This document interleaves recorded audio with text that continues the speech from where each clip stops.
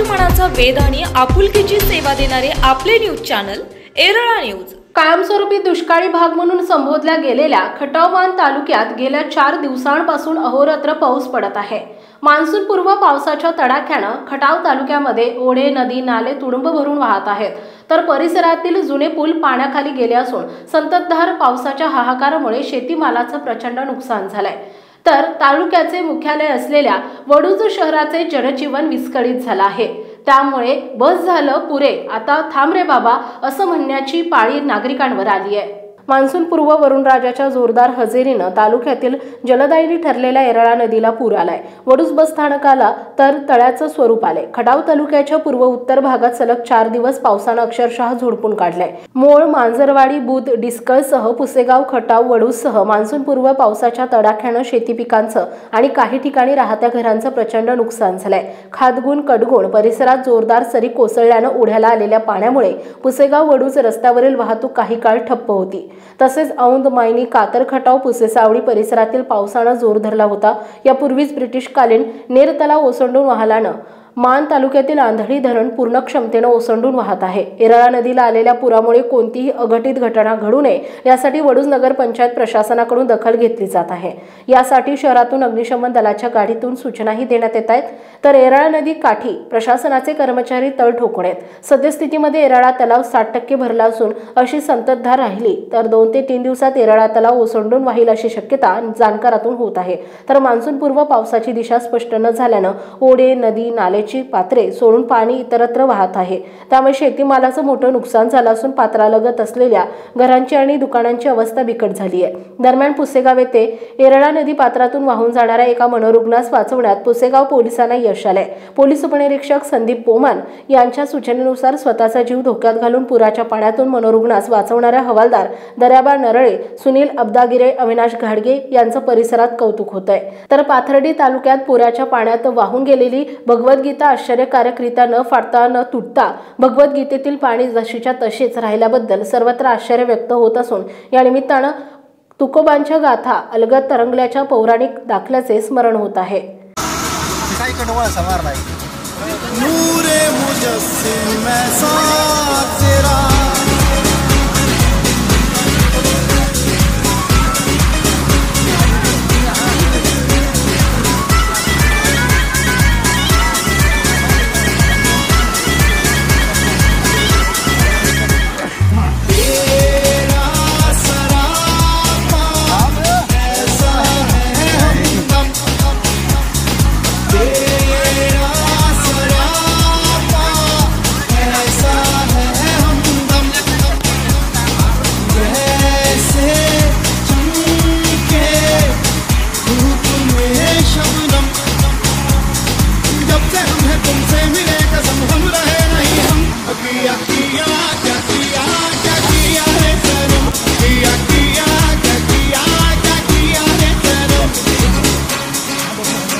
वडूज नगर पंचायत वडूज प्रशासनाद्वारे व आपत्ती व्यवस्थापन वडूज पंचक्रोशीतील सर्व नागरिकांना जाहीर आवाहनाद्वारे सूचित करण्यात येते की सातारा जिल्हा खटाव तालुका आणि वडूज गावच्या सर्व नागरिकांना अतिवृष्टीचा इशारा देण्यात आलेला आहे। तरी एरळा नदीकाठच्या सर्व नागरिकांनी सुरक्षित स्थळी स्थलांतर करावे। तसेच काळजी घ्यावी, कोणत्याही क्षणी नदी पातळीत झपाट्याने वाढ होऊ शकते। दरम्यान कोल्हापूर पद्धतीचे सर्व बंधारे पाण्याखाली आहेत। सर्वांना सावधानतेचा इशारा देण्यात येत आहे। वडूज नगर पंचायत वडूज प्रशासनाद्वारे वडूज पंचक्रोशीतील सर्व नागरिक यांना जाहीर आवाहनाद्वारे सूचित करण्यात येते की सातारा जिल्हा खटाव तालुका आणि वडूज पंचक्रोशीमध्ये पावसाचा जोर पाहता जिल्हा प्रशासनाच्या सूचनेनुसार पुढील 5 ते 6 तास अतिवृष्टीचा इशारा देण्यात आलेला आहे। तरी एरळा नदीकाठचा व वडूज नगरीची जलवाहिनी एरळा नदीच्या पाथर्डी तालुक्याचा पश्चिम भाग हा दुष्काळी पट्टा म्हणून ओळखला जातो। मात्र गेल्या काही वर्षात शेतकऱ्यांनी मोठ्या कष्टाने आणि पाण्याची काटकसर करत फळबागा फुलवल्या आहेत।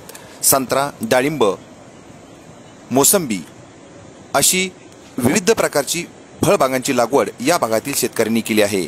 यावर्षी पावसाने दडी मारल्यामुळे शेतकरी चिंतित होते। मात्र काल रात्रीपासून झालेल्या मुसळधार पावसाने शेतकरी राजा मोठ्या प्रमाणावर सुखावला आहे। असे असले तरी सुद्धा नदीकाठच्या गावांना या पुराच्या पाण्याचा मोठा फटका बसल्याचे दिसून येते। पाथर्डी तालुक्यातील त्रिभुवनवाडी येथील गोरक्षरामभाऊ कारखेले यांच्या घरात पुराचे पाणी शिरल्याने त्यांच्या घरामधील सर्व संसारोपयोगी साहित्य वाहून गेले आहे। त्याचबरोबर त्यांच्या पशुधनाचेही मोठ्या प्रमाणावर नुकसान झाले आहे। असे असले तरी सुद्धा एक आश्चर्यकारक घटना त्यांच्या बाबतीत झाल्याचे दिसून येते। बैसोनी पाण्यावरी वाचली ज्ञानेश्वरी, त्याचबरोबर जळी दगडासहित वह्या तारियेल्या जायशा लाह्या हे आपण नेहमी ऐकतो, मात्र खरंच ज्ञानेश्वरी भगवद्गीता पाण्यावर तरंगली का असा प्रश्न अनेकांना पडतो। मात्र ह्या बाबत सत्य घटना या त्रिभुवनवाडीच्या शिवारामध्ये घडल्याचे दिसून येते। गोरक्षरामभाऊ कारखेले यांच्या घरामध्ये नेहमीच पूजन केली जाणारी भगवद्गीता पुराच्या पाण्यात वाहून नदीपात्रात गेली होती। नदीपात्रात रात्रभर ती पाण्यामध्ये फिरत होती। 5 फुटाच्या पाण्यापर्यंत ती सतत खाली वर पाण्याखाली जात होती, पाण्यावर येत होती। मात्र मदत कार्य करत असताना आदर्श शिक्षक विजय कारखेले यांच्या लक्षात आल्यानंतर त्यांनी गोरक्ष कारखेले आणि उद्धव कारखेले यांच्या मदतीने ही भगवद्गीता पाण्यातून बाहेर काढली।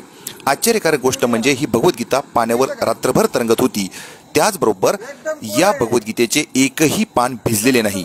त्यामुळे बैसोनी पाण्यावरी वाचली ज्ञानेश्वरी आणि जळी दगडासहित वह्या तारियेल्या जायशा लाह्या याचा प्रत्यक्ष प्रत्यय हा त्रिभुवनवाडी गावामध्ये गोरक्षरामभाऊ कारखेले यांच्या परिवाराला अनुभवास मिळाला। जय श्रीराम, जय श्रीराम, जय श्रीराम। येरळा न्यूजसाठी प्रतिनिधी प्राध्यापक के.बी. जाधव आणि मुन्ना मुल्ला, वडूच, पुसेगाव। आपल्या भागातील महत्त्वाच्या बातम्या पाहण्यासाठी आजच आमच्या येरळा न्यूज चॅनलला यूट्यूबवर सबस्क्राईब करा आणि बेल आयकॉन प्रेस करा।